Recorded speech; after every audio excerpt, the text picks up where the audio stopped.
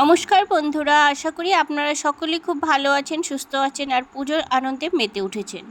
আমার আজকের রেসিপি হলো ছুটির দিনে সন্ধ্যাবেলা জমে যাওয়ার মতো কাতলা মাছের নাগেটস। তার জন্য আমি নিয়ে নিয়েছি দুটো বড় আকারের কাতলা মাছের পেটি, যেটাকে আমি জলে সেদ্ধ করে নেব। হালকা সেদ্ধ করে নিয়ে ঠান্ডা হয়ে গেলে মাছের কাঁটা আর স্কিনটা ভালোভাবে ছাড়িয়ে নেব, যাতে মাখানোর সময় কোনো রকম সমস্যা না হয়। দীপালি পাল কুকিং চ্যানেলের আমি দীপালি। আমার এই অতি সাধারণ রেসিপিগুলো আপনাদের পছন্দ হলে স্কিপ না করে অবশ্যই পুরোপুরি দেখুন, আর ভালো লাগলে অবশ্যই সাবস্ক্রাইব করুন, আমার পাশে থাকুন। তারপর সমস্ত কিছু যা যা আমার প্রয়োজন সব কিছু রেডি করে নিয়েছি। মাছগুলো ছাড়িয়ে নিয়েছি, ধনেপাতা, পেঁয়াজ, আদা, রসুন, কাঁচা লঙ্কা সমস্ত নিয়ে নিয়েছি। এবারে সব কিছু পেস্ট করে নেব।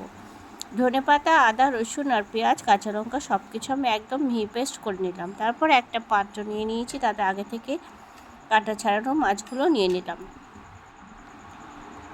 নিয়ে সব মশলাগুলো দিয়ে ভালোভাবে মাখিয়ে নেব। প্রথমেই দিয়ে দিচ্ছি বাটা মশলা, তারপর দিয়ে দিচ্ছি ছাই গরম মশলা গুঁড়ো, সামান্য জিরে গুঁড়ো, ছোটো চামচের 1 চামচ নিয়ে নিচ্ছি জিরে গুঁড়ো, আর নিয়ে নিচ্ছি সামান্য হলুদ গুঁড়ো। মাছের আঁশটানি গন্ধ চলে যাবার জন্য দিয়ে দিচ্ছি সামান্য একটুখানি হলুদ গুঁড়ো। সব কিছু একবার ভালোভাবে মাখিয়ে নেব। তারপর বাইন্ডিংয়ের জন্য নিয়ে নেব কিছুটা কর্নফ্লাওয়ার আর কিছুটা বেসন। দেখুন, এখানে আমি 3 চামচ বেসন নিয়েছি, 3 চামচ কর্নফ্লাওয়ার নিয়েছি। সম পরিমাণে বাইন্ডিংটা দিয়ে ভালোভাবে মাখিয়ে 10 মিনিট ঢাকা দিয়ে রেখে দেবো।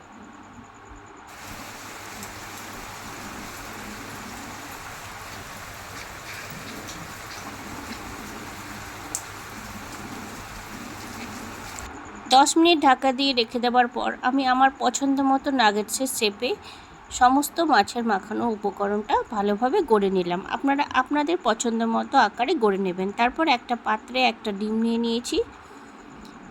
মাছের নাগেটসের উপরের প্রলেপটা তৈরি করব। এবারে আমি ডিমের মধ্যে দিয়ে দিলাম সামান্য ব্ল্যাক পেপার পাউডার আর সামান্য অরিগানো, আর দিয়ে দেবো সামান্য চিলি ফ্লেক্স। আমার কাছে উপকরণগুলো ছিল বলে আমি দিয়ে নিলাম। মাছের আঁশটানি গন্ধটা একেবারেই চলে যাবে, আর কেউ না বললে বুঝতেই পারবে না যে এটা মাছের চপ বা মাছের নাগেটস। তারপর দিয়ে দিচ্ছি সামান্য নুন, আর দিয়ে দেবো সামান্য কর্নফ্লাওয়ার। ডিমটা ঘনত্বের আকারটা পরিমাণ মতো বুঝে সেইভাবে কর্নফ্লাওয়ারটা দিয়ে গোলাটা তৈরি করে নেব। আপনারা সকলেই জানে কিভাবে নাগেটসের বা কোনো প্যাটিস বা চপের উপরে প্রলেপটা তৈরি করতে হয়, সেটাই আমি এইভাবে তৈরি করে নিয়েছি। আর নিয়ে নিয়েছি কিছুটা ব্রেড ক্রাম্বস। আমি এই ব্রেড ক্রাম্বসটা ঘরেই তৈরি করে রাখি।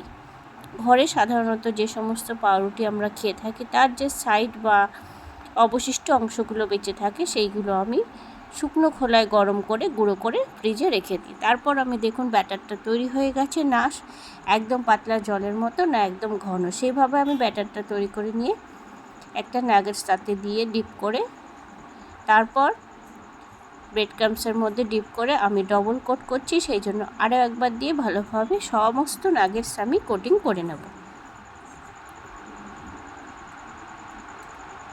এইভাবে সমস্ত কোটিং করা হয়ে গেলে সাইডে তেল গরম বসিয়ে দিয়েছি। তেলটা ভালোভাবে গরম হয়ে গেলে এবার আমি একে একে সমস্ত নাগেটস লালচে করে ভেজে নেব।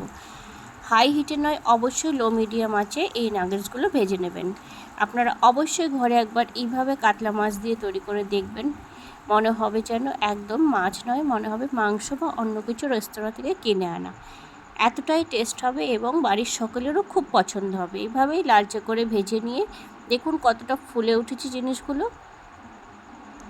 আপনারা ঘরে অবশ্যই এভাবে একবার তৈরি করে দেখবেন। দুপুরবেলা তৈরি করে রেখে দেবেন, সন্ধ্যাবেলা ছুটির দিন গরম গরম ভেজে দেবেন, খুব ভালো লাগবে। আশা করি ভালো লাগবেই। এইভাবেই তৈরি হয়ে গেল আমার আজকের রেসিপি কাতলা মাছের নাগেটস। ভালো লাগলে অবশ্যই কমেন্টে জানাবেন, আর অবশ্যই ভালো লাগলে শেয়ার করবেন। ধন্যবাদ।